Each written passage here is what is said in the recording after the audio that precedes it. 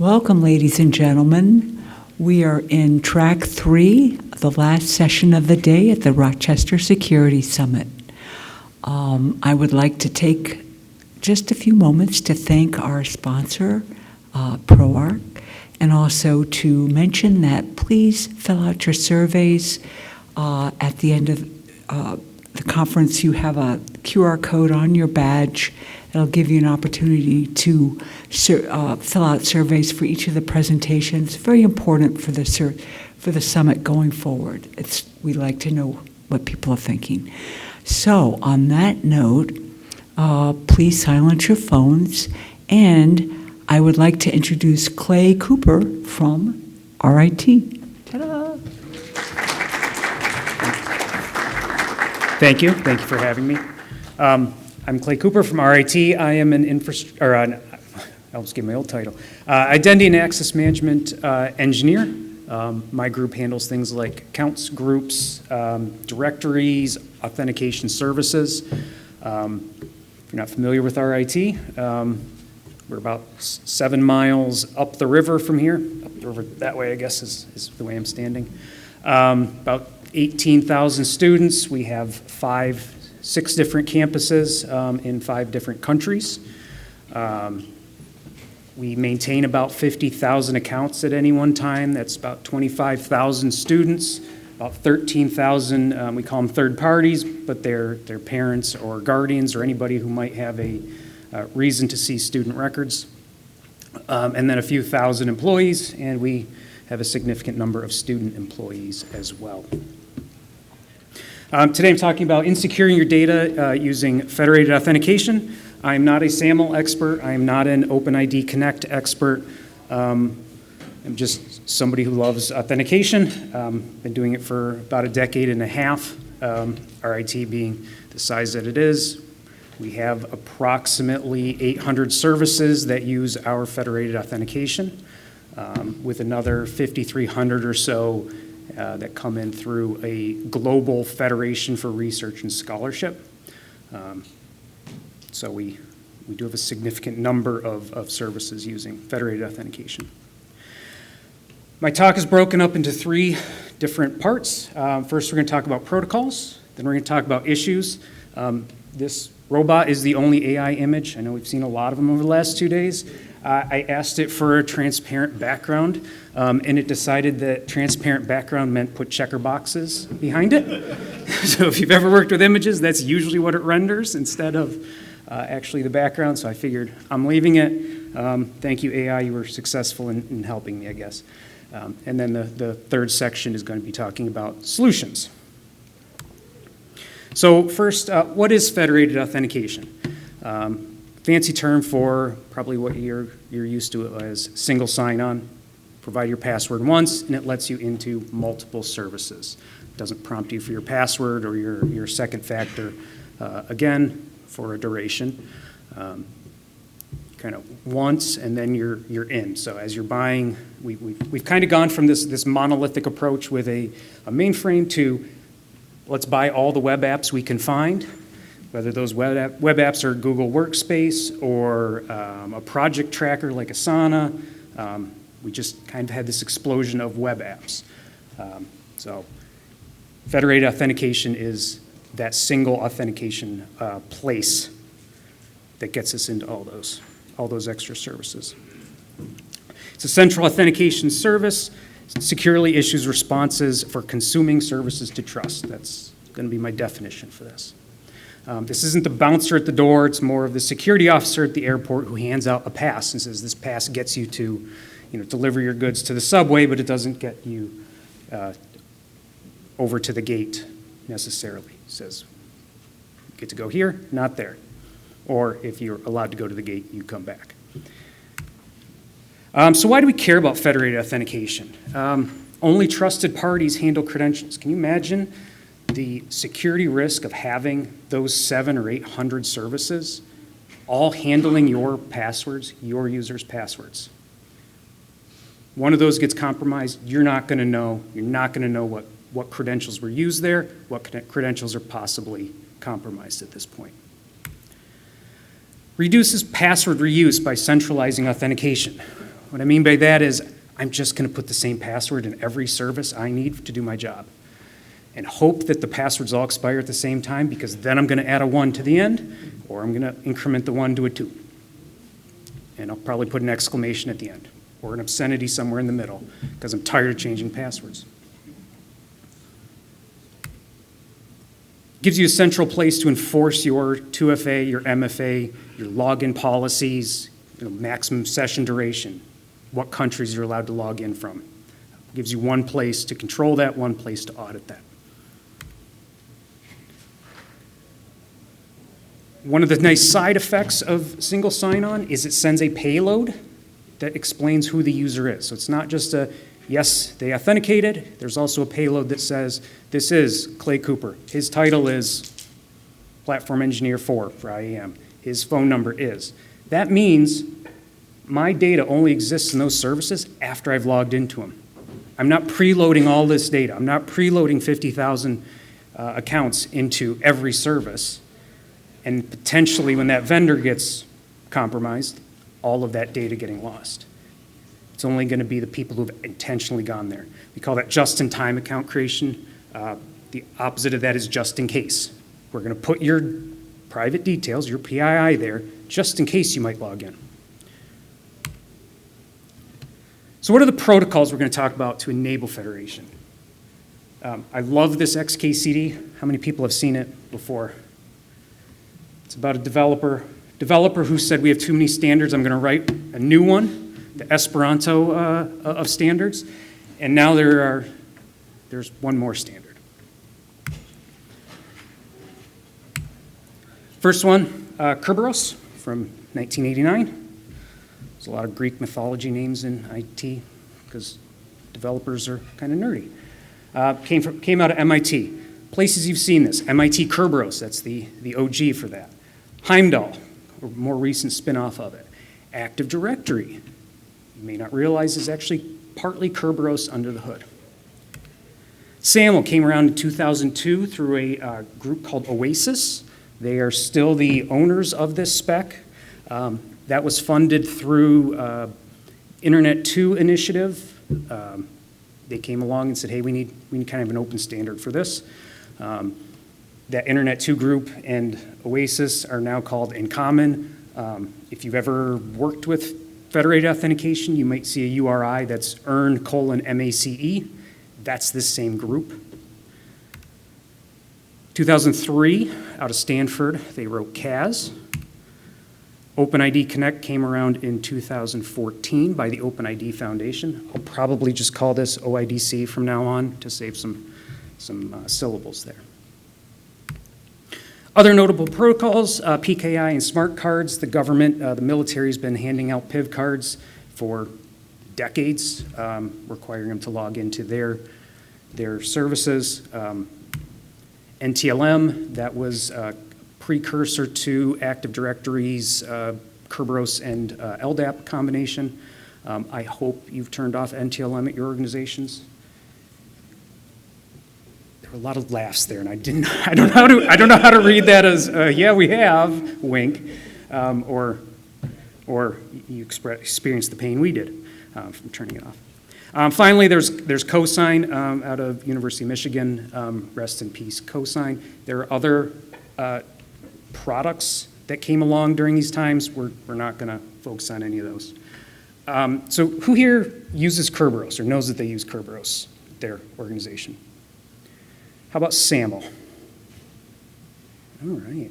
And CAS? That's what, two? Okay. And OIDC? Oh, wow. That's interesting. Okay, cool. Thank you. We're going to focus on SAML and OIDC here today. Those are kind of the common ones that you see today. SAML being a little bit older, OIDC being a little newer, and both of them still having a ton of value. Do you have a question? I've never heard of OpenIDC. OpenID Connect? Yeah, I've never heard of that. Good question. So SAML and OIDC. SAML is XML based, If we go back to 2001, 2002, SOAP was the hot API language. Gosh, I feel cringy to say. That's XML-based. I know people hate XML, but it's what HTML is a subset of, so you're still using XML all the time today. It is for authentication only. Earlier I said profile data gets sent. That's profile data. You can make decisions based on the profile data, but it's technically not granting access to anything. It uses public-private key pairs. Back in 2002, we did not have Let's Encrypt. We had to buy very expensive web certificates from VeriSign or Symantec. So it is inherently secure regardless of how bad your web server is configured for TLS. TLS didn't exist then either. Trust is built via out-of-band configuration. I give you my config, you give me your config, referred to as metadata. All happens front channel communication, so everything's from the perspective of the browser. OIDC is JSON-based because JSON and REST were the hot topics for the era that this was created. Oops. It is an identity layer built on top of OAuth's authorization protocol. Normally, authentication comes first, then authorization.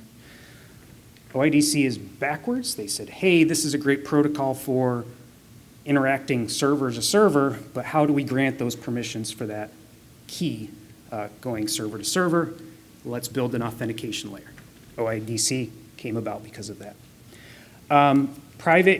Public-private keys or basic auth. So we've progressed from, hey, we don't want passwords anymore for users, we want certs. Today that cert is a pass key. OIDC is a little bit backwards. Certs were in SAML, and OIDC says we're just going to use passwords and pass them back and forth over the wire. The differentiator here is that it is front channel and back channel. Causes some complexity because now you need line of sight between more of your servers and your clients. This is the SAML flow. I'm going to focus on SAML first, then we'll talk about OIDC flows. You start on the left side, you go to the website. The website says you need to authenticate, generates a SAML request. It's an XML document. You can inspect this in your browser. Sent to the identity provider. The identity provider is what provides identities, does the authentication, and gives the user information. So the authentication is a credential prompt. It sets an SSO cookie. Without that cookie, we don't have single sign-on anymore. It needs a way to track your session. Issues a SAML response, another XML document. Back to the website processes that SAML response, just think of it as a complex token, and sets up your session. You're now logged into Salesforce or Workday or your online dining site. Most of the time, this all happens in the browser. It's risky to trust the client browser. We mitigate this by having keys. Both the client and the server, the client's called the service provider, the server's called the identity provider, both have a set of keys. They can use those keys to encrypt and sign messages to hopefully keep them from disclosing data about the user, the PII that's in that token, or tampering with the token and causing impersonation. Service provider key signs requests, decrypts responses, identity provider signs responses, and validates requests. All right, now we're on to issues. I know this is small. This is an XML document. This is what the SAML response looks like. The top part is the signature. That's how we know that the identity provider we're expecting minted this document is actually the one who minted this document. The bottom half is the assertion. The assertion is the payload. That's the who is this, what do we know about them? First name, last name, email address, groups that they're in, could be a social security number in there, could be any other PII data, could be your roles. That all lives in that assertion part of it. That assertion is, I assert that this is who this person is, and that is a positive response from the identity provider. In there is always a unique ID as well. I'm calling that out separately because we're gonna see in a minute. In this case, it's a value called EduPerson. Well, that was listed as EduPerson affiliation. You pick like EduPerson principal. If you're familiar with Active Directory, you have SAM account name in there. You have object GUID in there, would be a good choice. You have username in there. If you're talking about LDAP, it's usually UID or another principal field. So what are the exploits or overlooked issues or just maybe a gap because the developer didn't know? The developer's better at aligning CSS boxes on a web page and not so great at security. The response signature is not checked. I've been doing this for 15 years, so without disclosing anything about any of our vendors, you can assume these are all hypothetical situations. If you don't check the response, it doesn't matter who issued that. You're just trusting anybody.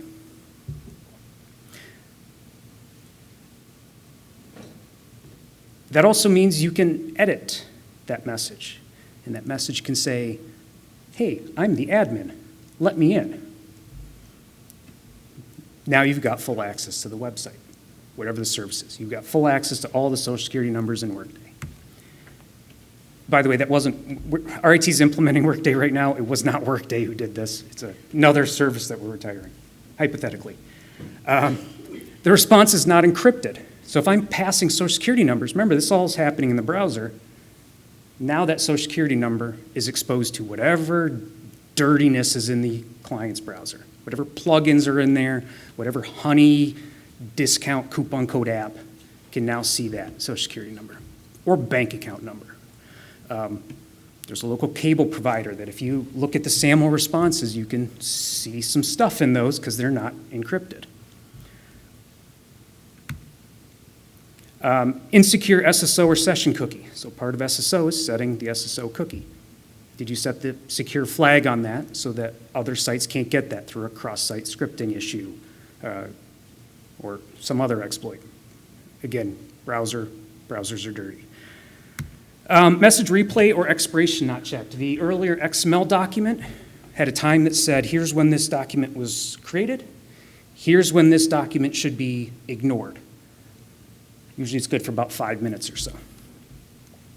If a plugin grabs that response, sends it later, well, now they're logged in as you. Or you didn't check replay. Now, whoever wants to and can grab that document can send that back to that server and get access. Spoofing headers when the app should be using environment variables. This is a little bit in the trenches. If your application is, normally the service provider sits in the web server and sets environment variables for your PHP or Perl. Yes, we have some apps written in Perl, or Java app to look at. It's looking at these headers or the environment variables. You can set whatever headers you want on an HTTP request in your browser. If those aren't being sanitized, it's going to slide right past, and now your SSO doesn't even matter. So try setting UID equals to whoever's the admin in your department, and go browse through some websites and see what happens.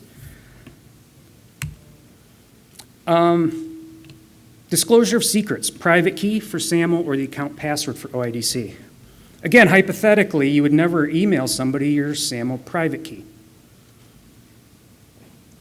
If you did, you might lose your job, hypothetically. Why does this matter? Those keys are used to sign requests, sign responses, encrypt responses, decrypt responses. So again, just you get those keys, you can impersonate whoever you want. Switching to OpenID Connect, that flow looks a little bit different. I pulled this from openid.net where that group posts their content. Same kind of idea, you go to a website, the website says you need to go to the OIDC provider, you go to the OIDC provider, put in your password, maybe do a multi-factor or second factor transaction. It responds with typically a code in your browser. The browser then takes that back to the original site, hands it the code. The server then takes that code, hands it back to the OIDC server, and gets back a response. Major difference here, SAML is, for the most part, front channel. OIDC does have some back channel. This is what an OIDC token looks like. It's not prettier, it's just smaller, I guess. It's put into 3 different parts. And you will see these in your browser sometime. That EY capital J is kind of a hint that there's something going on there. If you do Microsoft stuff, you see this token in your browser quite a bit. The token is technically called a JWT, which is pronounced JOT for some reason. It's built of 3 pieces. The purple there is the algorithm and the type. So there's the JWT or JOT. The algorithm is HMAC SHA-256. This is just base 64 encoded. This is three strings that are base 64 encoded, concatenated together with a period. The purple is just saying what the message is, so if you're trying to decrypt that message, you know what algorithm to use. The orange is the actual payload of the message, the token part, and the gray, that third part of the dotted trifecta here, I guess, is the signature. That's binary. It looks different because it's a binary signature of the message. Again, this is not encrypted. This is encoded. We're going to focus on that middle piece next. So if I base 64 decode that, here's what I get. It's a JSON document because JSON is what OIDC uses. In here, the top line is IS for issuer. Sub is the subject. That is the person we're referring to. That is the unique identifier, typically. Audience. SAML also has audience. SAML has most of these as well. It's as if they took the SAML playbook and just rewrote it in JSON. EXP is the expiration. That is a Unix timestamp for those familiar with that. That's a 32-bit value, probably chosen because it's shortened. That's the number of seconds since January 1st, 1970 UTC. IAT is issued at, so that's the time that message was created. And then we're getting down into profile details. Name, given name, family, name, gender, birth date, email, and then a link to a picture in case you want to show a picture next to their name up on the top right corner. So what can we do wrong with this one? Is the issuer correct? Did this message come from who we expected it to come from? Is the message expired? Is the message from the past? Is the message from the future? Oddly enough, that sounds odd, but I've seen situations where the granularity between milliseconds and seconds causes messages to be sent from the future because one library will use milliseconds in time format and others will not. That's SAML. This does not have that millisecond, the ability to have milliseconds because Unix time does not work that way. Is the signature correct? Signature is on the third piece on the previous slide. You still have to check the signature on these as well. Otherwise, it was created by whoever you want. The attacker, somebody who's really bad at configuring their server, who knows? So is the signature correct? Is the signer using the correct key? You know, the key that they told you about? Are you using the ID token with the API? You should be using an access token. Are you using an access token to authenticate somebody? Because you should be using an ID token. Going back to OIDC being built on OpenID, OpenID is working more with those access tokens, server to server. This is, subject 1, 2, 3, 4, 5, 6. They have a claim in here that says they're allowed to write to your Exchange calendar. That's not an authentication token. That is a permissions token called the access token. The ID token is what is going to have, what you're going to get as a positive authentication response. So is the issuer correct? Is the message expired? Is the signature correct? Are you using the token properly? Are you looking in the right field? In this case, it's subject, but I've seen other ones where apps want to use email address as the unique identifier. Other exploits for this, old libraries. Is your library out of date? Does it have a known CVE? OIDC relies on back channel, which means you're doing server-to-server communication as well. Do you have good root certificate stores in there?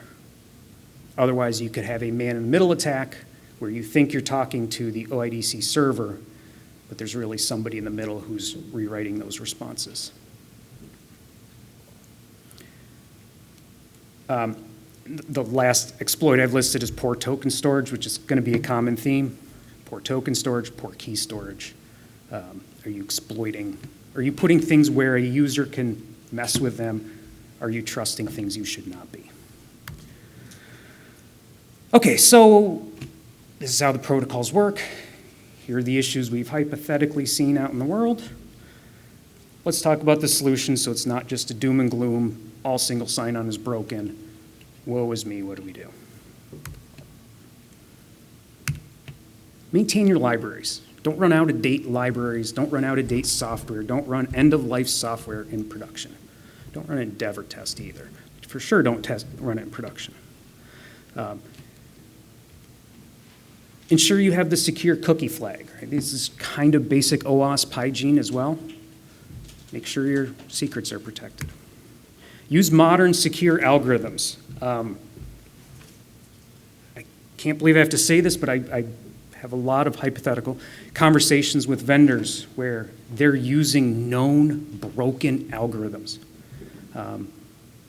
or have just not bothered. They've not bothered to turn on encryption. They've upgraded their SAML libraries from, the one login SAML libraries to the Duo SAML libraries, and they just didn't bother to turn on encryption that time. Just, why don't you have encryption? Well, we don't want to. Okay, but we were sending PII with version 3. We're still sending PII with version 4. We're going to need to reconcile that. Those libraries could also be using bad algorithms. AES CBC is not a great algorithm to be using anymore. It's technically not broken, but it doesn't have message authentication built into it. It can be tampered with. You don't want your signatures to be easily exploitable. Instead, AES GCM is where you want to go. And I get it. If you're a developer, .NET is hard, and you have to completely rip out the .NET library you're using to do AES GCM with SAML. Protect the SAML private key and the OIDC password. Those are kind of your keys to the kingdom. Some of those have more value than others. Some of them have a whole lot of value. Protect your keys. If you're running an IDP, you may want to have those keys stuffed away in an HSM somewhere, and not even accessible, just available to sign messages and not be extracted. Check your trusted routes. This is more for OIDC to make sure you're not susceptible to a man-in-the-middle attack. Usually your OS will manage those trusted routes for you every time you patch your server. Red Hat, Ubuntu, Debian, whomever, even Microsoft does it, will give you a new set of trusted routes. OIDC trust is built on the global PKI infrastructure, so web TLS certificates. In the last year, there was a route out of China that was found to be signing server certificates without validating that somebody owned them. So you patch your OS, that route gets pulled out of the trusted root store. SAML doesn't have that issue because all the trust is inherent in that metadata exchange that happens out of band, email, through your ticket system, what have you. Because remember, SAML was built before TLS was common. Well, before TLS existed, but before SSL was even common. Accept keys out of band, that's more for SAML. Other things you can do, and this applies specifically to SAML, you can inspect the messages. There are I know I bashed browsers a little bit. There are SAML plugins, there are OIDC plugins you can install in your browser to to look at the SAML messages, decode what's going on in there. You can't decrypt them without the keys. Please don't put private keys in your browser. But you can see what those messages look like. It gives you an idea of if your local cable provider is putting other account information into those messages. Or, I've seen this with some vendors where they say we don't want any signing on your messages. Well, I as an IDP operator would never do that, but there may be some out there that don't realize how bad that is.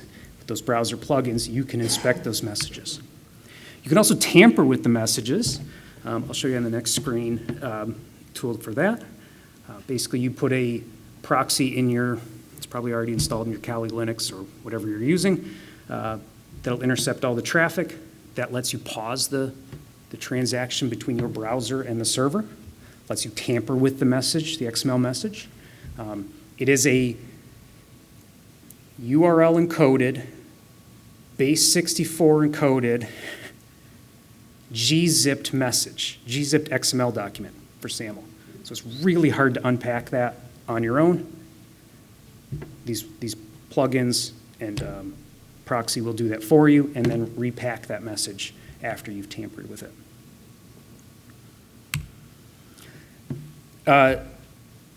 Zap proxy is one we've used in the past for this.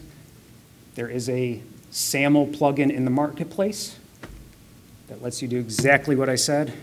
It becomes your proxy. You can capture the messages. You can tamper with the messages. It will repack them into a browser-friendly format, send them off to the server. What you might want to change here is the signature. See if changing the signature invalidates the message, because it should. Change the user identifier if it's not an encrypted message. You can even re-encrypt it yourself because the public keys are what's used to encrypt it. So you could even spoof a response that is encrypted because the service provider's public keys are likely out there somewhere. Change signature, change user identifier. I had another thought in there. You could change other fields in there, date, time, what have you. User identifier, or if you're sending over roles that says this person is an admin in the app, maybe add that as a role to that response. Don't change the identifier, but see if you can get in and now you're an admin. With OIDC, it's going to be a whole lot harder because you're relying on server-to-server communication. You can't just inject a proxy and mess with the messages. You're going to have to get involved with the server operator and see what's going on there. Check that they're handling the keys correctly. Check that their trusted root stores are correct, that they're maintaining the software levels that are expected. A lot of CVEs are easy to find. Check for known CVEs for that. SAML, the Shibboleth project, the primary developer there is one of the authors of the SAML spec. He's very good at tracking CVEs related to SAML. OIDC, I believe, also has something on the openid.net website. Going further, OWASP does have a SAML security cheat sheet on their website. They don't have one for OIDC, because like I said, it's more about the hygiene of your apps. Duo has a blog there called The Beer Drinker's Guide to SAML. I couldn't find one that didn't have references to drinking, so that's the best we have, I'm sorry. But that's kind of what everybody talks about as the definitive SAML. SAML for the normal person to understand description. For the non-normal, the third link is the one I go to a lot. That is the SAML spec core document. That is from 2002, 2005-ish. There's some addendums there. That explains SAML in depth. If you have a vendor that's coming to you and saying that's not that way, there's the receipts you can hand to them. There's also I didn't put it up here, but there's also the Shibboleth mailing list. And again, the developer for SAML is active on there, kind of the remaining developer or author of the spec. And he will He will inform you in a very direct way of what you're doing or what the spec is meant to be. Don't let him turn you off to SAML. He will give you good answers that are correct. If you look at the list, you know what I'm talking about. And finally, OpenID.net is where the OIDC versions of the spec live as well. That spec is a little more alive at this point. Doesn't mean it's better, doesn't mean it's worse. Final thoughts. Every protocol has its place. There was a web page out there that says SAML is dead. It's from about 8 years ago, and since then, Duo specifically has added SAML support for hundreds of new applications. Entra has a ton of SAML documentation that's very recent. Every protocol has its place. Federated authentication is better than handling password sprawl. None of these issues I've talked about are insurmountable. They're very rare that I even come across them in the years and years. They're just things to look out for. But they're all better than 800 services touching passwords. They're all better than beating your users with MFA prompts. They're all better than password standards or password complexity rules that all differ. Federated authentication ensures better adoption, stronger credentials, 2FA, MFA. If we're going to make it harder for them, let's give them a little bit of relief somewhere else, by just not prompting them as often. Security's layers of compensating controls. We all know this, right? What are those compensating controls? Use HTTPS. It's free to get certificates. Secure your servers properly, the credentials that sit on them, your SAML keys, your OIDC password, your IDC keys. Cookie flags. Secure your clients, right? I heard a couple sessions this week or the last couple days over browsers that just have plugins that you don't know where that data is going. Secure your servers, keep your libraries up to date, keep an eye out for CVEs, sign up for mailing lists so you know, hey, there's a SAML exploit. There's a really bad SAML exploit 6 months ago. We spent a lot of time mitigating it. And it was so obscure that I don't know how anybody ever found it, especially after 15 years. But it existed, we mitigated it, we moved on with life.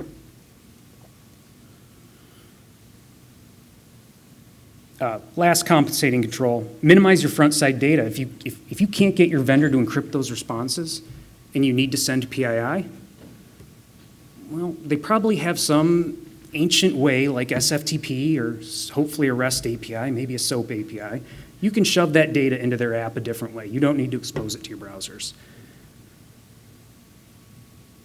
Yeah, I'd rather not do just-in-case provisioning and dump all of my user data there versus only sending data for the people who are actively using the service. But sometimes you just have to balance that security. So, I think we have about 3 minutes for questions. My contact is there at the bottom if you want to tell me I'm wrong on any of this, or if you have follow-up questions, or just come across something where you say, I think you said something about this. Can you check this for me? What does this response look like?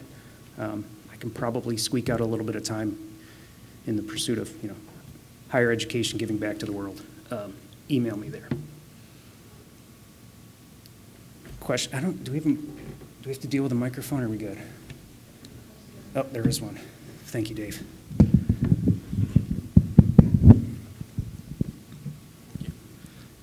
Hey, Clay. My question is about passkeys. So I know that's a new thing that's came up recently, and a lot of systems and applications start to use that. So how do you think that's going to play into federated authentication, or in general, how do you think it's going to play out, basically, in your thoughts? So the question is, We're seeing a lot of uptake in passkeys. How does that affect federated authentication? Yes. Okay. So if you aren't familiar, passkeys are really just a self-attested certificate that lives on like a YubiKey or lives in your password manager or iCloud keychain, Face ID, Touch ID. Most credential managers at this point, password managers, all have them. If you're talking about a hardware device,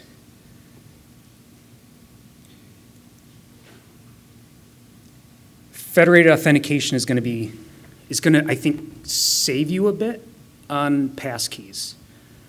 The issue with hardware devices is that you can't export them. You can't export your passkeys, so it's really hard to have a backup that's protected somewhere because you need to have that available every time you create a new passkey on a new service. And it's not the same passkey on both. A lot of the hardware devices have a limit to the number of passkeys, and I don't want to get too deep into it, but there's a difference between discoverable credential on a passkey and a non-discoverable. I think technically a non-discoverable one is just a FIDO2 credential and not a passkey. And so you could end up running into a lot of run out of slots basically on your device. Federated authentication gives you just that one-to-one. You're really only using up one slot for that collection of services instead of one for each of the services. So single sign-on federation is still gonna help you there. And as I've seen with most passkey implementations, they're there for convenience and not security because you can always fall back to answer your mother's maiden name or provide a password or just a magic link sent to your email.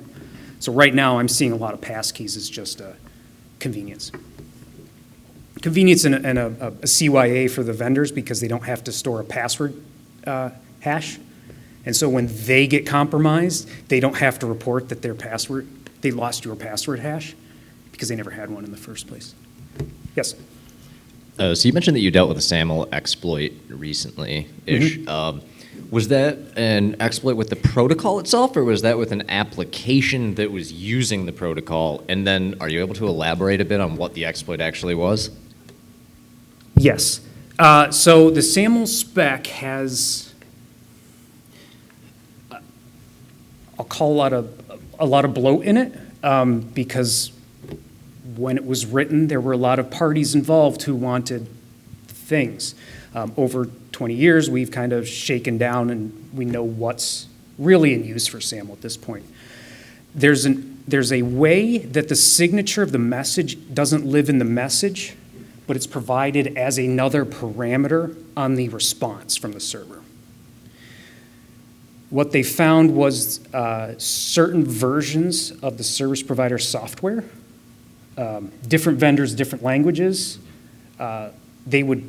if they received two signatures, they would validate against the first, but then store a result from the second. And so the signature was checked, but then the message could be tampered with. And that was, I know of at least two pieces of software, and they're both open source. I don't know if Entra also copied the notes from, whoever originally had that bug in their logic, because they're not going to disclose that. I don't know if Google also had that issue, but the two major SAML implementations that are open source had it in there. It wasn't that hard. You just turned off that signing because nobody ever used it. Gotcha. Thank you. Yep.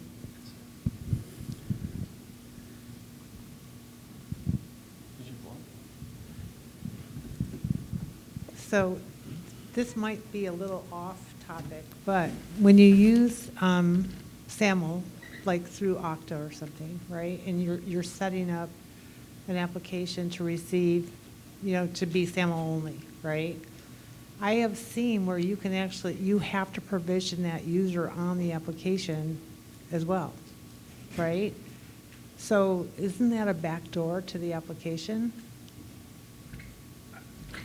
So the question is, when using something like Okta, you have to provision the user to the application. And I'm assuming you mean you're not just saying in Okta, yes, this user can use application XYZ. You're setting up the application, you're setting up Okta to authenticate the application using SAML. Okay. There's a protocol called SCIM, S-C-I-M, that lets you do that provisioning. It's a REST API.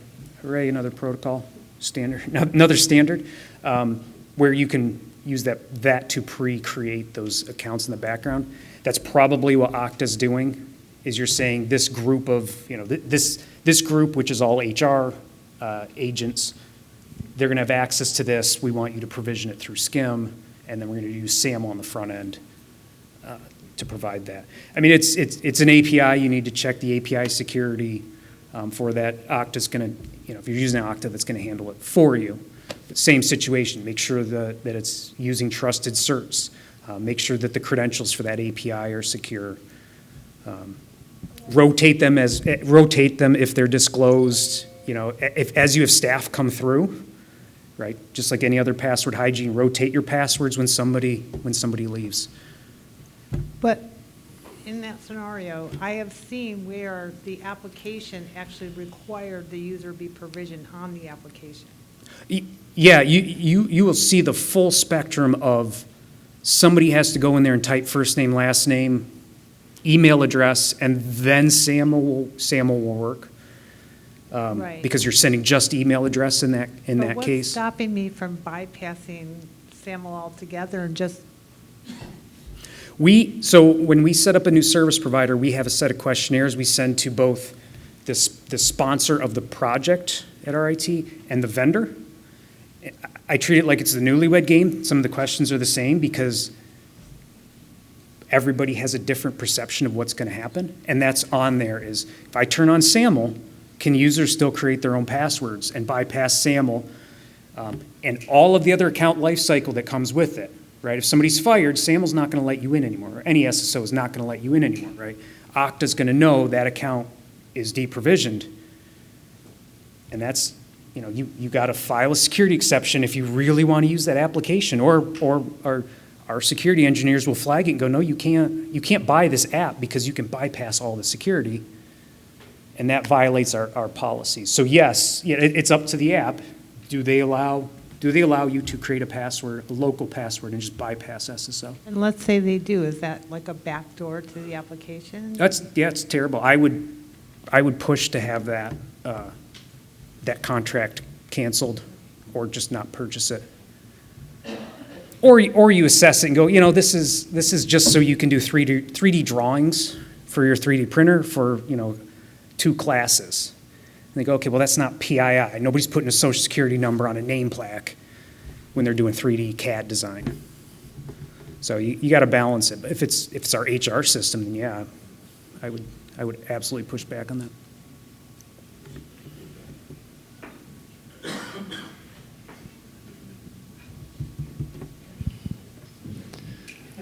So I have a comment for the comment earlier about not knowing what OIDC is. If you've ever clicked that button, log in with Google or log in with Twitter, that's OIDC. And then my question is around, there's a variation on the signature validation attack where you can provide the public and private key to the system and have it verify the signature on what you provide it. I've never gotten a system to do that, and so I was wondering if you had any insight into why that is. Like, do most vendors turn that off by default?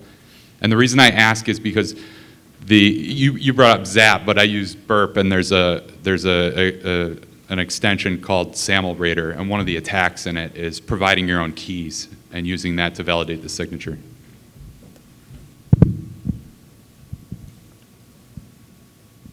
I wonder if that's part of it's the simple sign binding that was the recent attack. It's possible that allows you to specify a private key.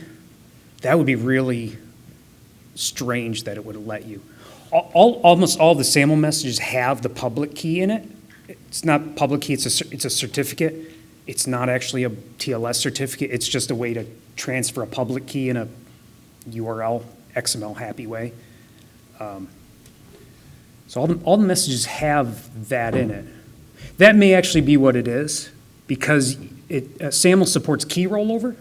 So when you want to expire one that's been compromised, technically the protocol handles it, and you can have multiple registered. So it may be that is that you're swapping out the public certificate and saying, hey, this is the one I want you to use, and then the service provider is blindly just trusting the one that came in versus the one it's got stored on disk somewhere. But you've never seen that? I've never seen a private key sent across the wire like that. I've never seen the exploit I just described either of, Okay. put a different certificate in there. I'm sure there's at least one implementation out there that's like that. We were retiring LDAP for authentication, and we had some developers come along and they said, well, SAML is just XML, how hard can it be? And we said, well, hold on, you use a library for this. You're not just looking in the XML message for what the username is. So I'm sure there's an exploit out there somewhere where they just trust the public key that's provided in the message, which is basically you're shipping the key in the lock at that point. Right. Thank you. Yeah. Thank you. I may have used Burp for it in the past, but there are a few options out there. I know the Zap one will run in a container, which is kind of neat, and become like a thick client, but it runs inside the container somehow. So that's kind of handy if you don't want to taint your daily driver with a man-in-the-middle attack. Any other questions? Okay. Thank you.